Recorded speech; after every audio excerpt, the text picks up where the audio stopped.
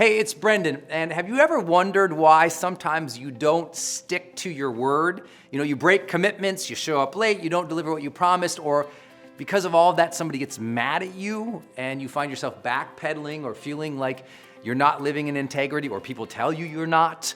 Why is it so hard to stick to our word? And what can you do in your life to make sure that you're more committed to things so you don't break your word, so you deliver what you promise, show up when you're supposed to show up, and all of that? That's the topic of today's episode. Now, let's first and foremost jump into these 4 ideas for you how to stick to your word. I think it'll really help. Number 1, just stop committing to things that you don't have passion for. If someone's asking you to do something and you're like, yeah, okay, I'll do it, and then the time comes up and you feel so obligated and you're like, why did I agree to this? It's because you didn't have passion to it in the first place. You said yes out of an obligation, not out of a passion, and now you're paying for it. And I tell people all the time, look, you don't have to obligate yourself to other people. And as soon as you realize that, you find greater degree of freedom in your life.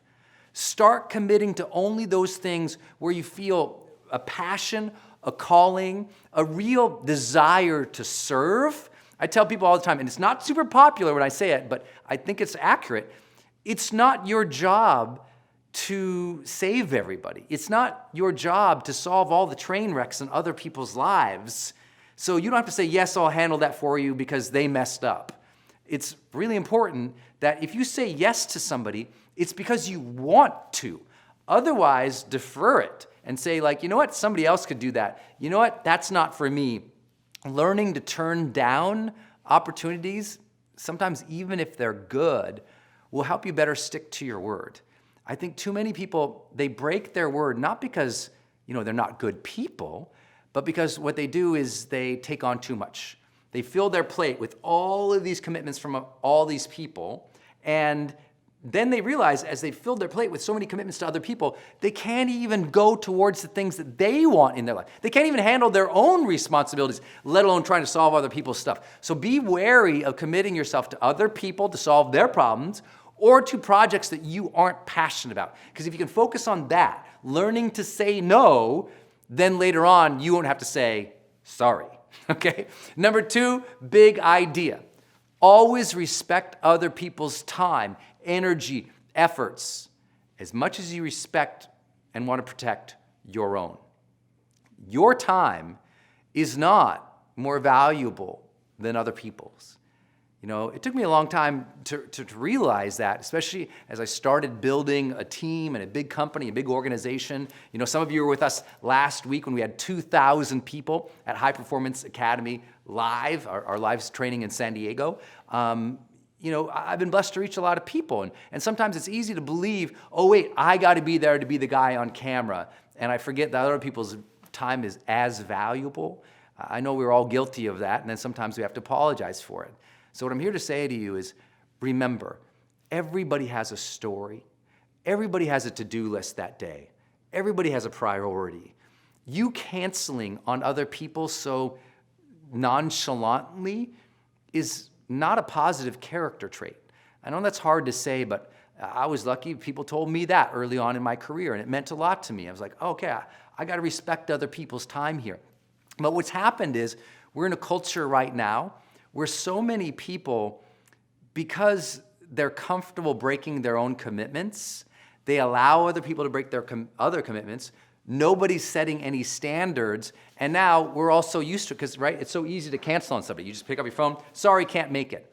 And we're so used to doing that so casually through text that we don't see the damage on the other side. You know what? Somebody canceled their meeting to talk to you. Somebody could have been spending that time with their daughter, their spouse, their lover, their team. Somebody else could have been working on their dream project while you work on your dream project and canceled on them. Always respect other people's time as much as you respect your own. Protect other people's time. Don't ask for favors if you don't really need it. Don't say you'll be there when you won't. And I know it's hard. Things do come up. But you know what?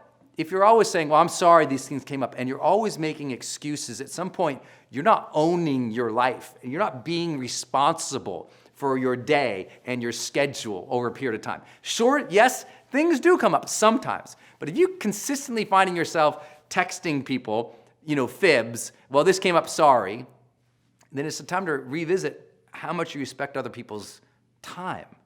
I think this really matters today. I'm sure a lot of people have blown you off in the last weeks, months, years. You didn't appreciate it, so why do it to somebody else? Respect other people's times.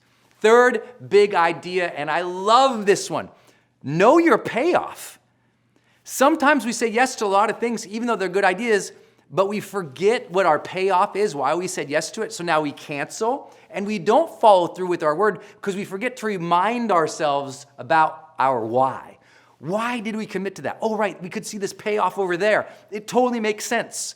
So before I ever cancel something on anybody, I always go, why did I commit to it in the first place? What was the payoff? And I remind myself of what I felt like I was either going to get from that situation or give from that situation. Right? From that selfish point of view of like, why did I say yes? But also the service point of view, like I'm sure there was a reason that I felt like I could serve this situation or this person. That's why I said yes. So always be aware before you commit to something, what's the tangible takeaway? Why are you doing it?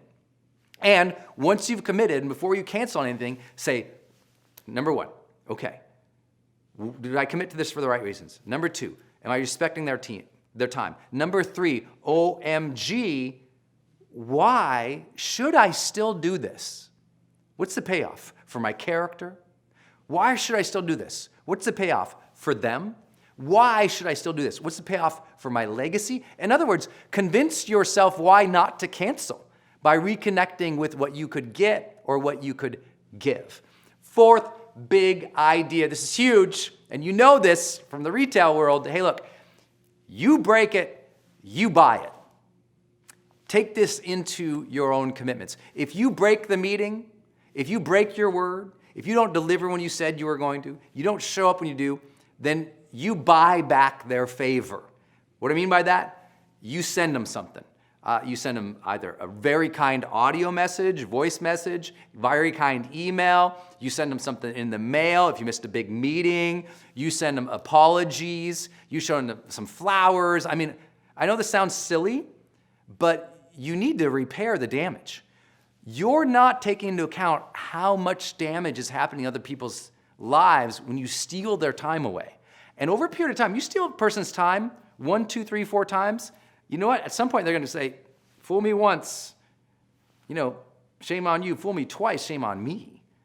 And they're going to go, I don't feel good about this person anymore. You need to repair the damage. You break it, you buy it.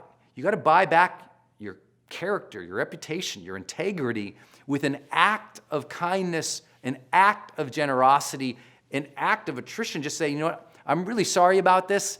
I feel ridiculous. I know I said I was only going to deliver this, but here's the thing I promised I delivered, and I'm going to deliver this extra thing for you. So, meaning go beyond what you committed to now. If you said you were only going to give them 30 minutes, you missed the 30 minutes, say, hey, I want to make up the time. Could I give you 60 minutes? Or, hey, I was going to deliver this presentation. Could I give you an extra report that might help something? I really feel bad for having missed our meeting. This is the way that you don't just, maintain your reputation. This is the way you be a good person. Because when you mess up, be more generous. Write it down. When you mess up, be more generous. You break it, you buy it. And that will help get some favor back. It will help you feel better about yourself because so many people are wandering around with a lot of guilt because they break their word all the time. Those who are breaking their word all the time and don't feel any guilt, what's wrong with you? No, I'm teasing. You should at least take that standpoint of going, I should do better for other people than stealing their time or wasting their time or breaking my word because I know you care about your integrity. If you read my book, The Charge, you know that the third human drive is congruence. That idea of being congruent in our own actions, in our own mind, of the best of who we can be. We all want to be extraordinary people. Don't sell away that opportunity to be extraordinary by breaking your word and doing these little things that don't deliver when you promise you deliver. Don't show up when you promised. I know you know all this, but sometimes common sense isn't common practice, and that's why I'm here to remind you of these 4 things. Keep your word, my friend. Other people's times are worth it, and your integrity is worth it. I hope you enjoyed this episode and you'll share it with other people. I look forward to seeing you out on the road sometime. I just want to remind you, simply, sometimes it's the fundamentals. When we get back to them, we start to experience more of the charged life.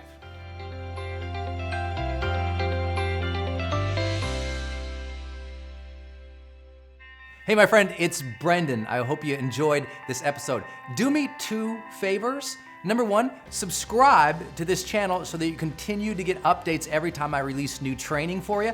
And number 2, if you would like to get ahead a little faster in life, what I'd like to do is give you my 10 steps to achieving anything 10 times faster. So if you have a big goal, a big dream, a big mission in life, and you just like to achieve it faster, what would you need to do?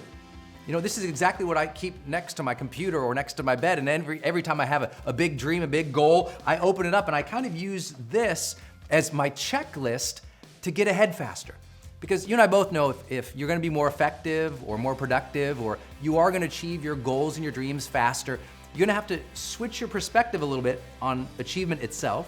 You're gonna have to adopt new thinking patterns and habits. You're gonna have new daily rituals and habits, and your entire approach to learning and skill development must be better. So in order to help you do that, just go ahead and click the link in this post or go to brendon.com/10x.